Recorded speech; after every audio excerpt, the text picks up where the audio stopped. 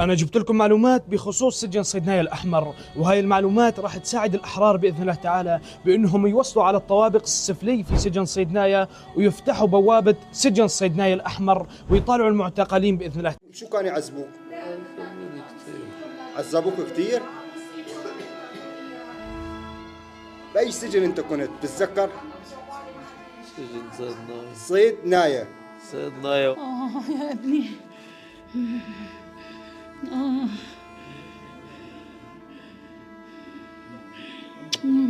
يحيى هذا يحيى لقيته يحيى يا باسل، لقيته يحيى تسوى عمري. شو اسمك أنت؟ أحمد. أحمد شو؟ أحمد خلف.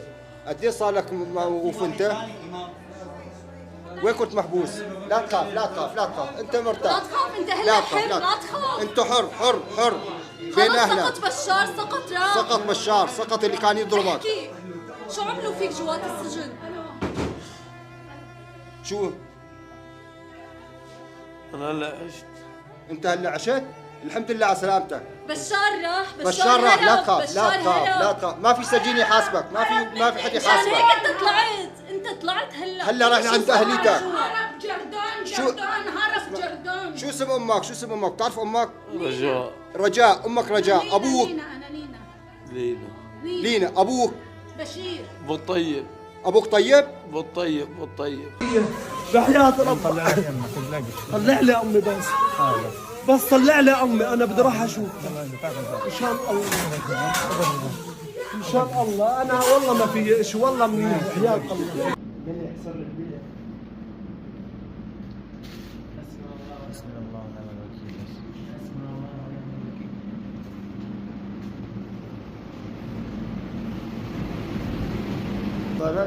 سجن صيدنايا.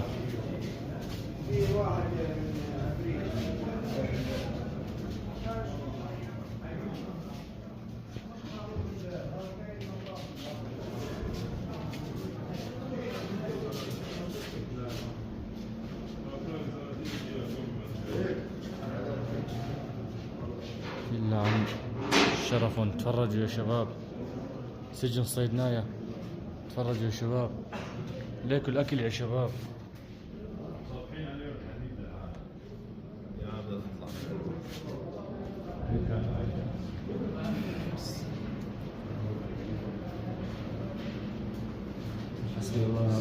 حسبنا الله ونعم الوكيل.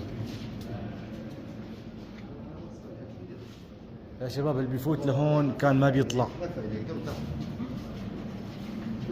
يعني مثل هالغرف ومتايل غرف كلها هالنموذج هذا.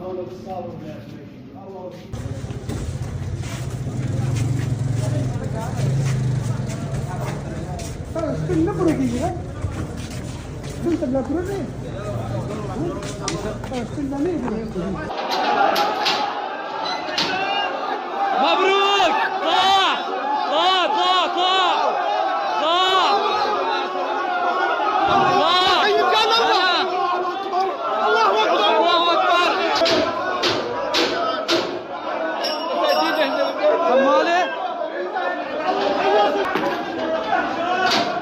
زمزاني رقم 4 طاح.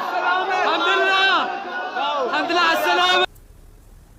في الله بيحسبه، في قضاء بيحسبه. راح اسعى الا ما اجيبه مع المحكمة واخذ حقي بالقانون.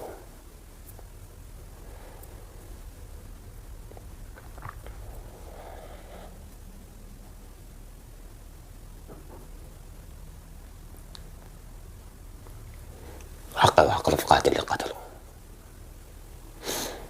لو بتكلفني حياتي.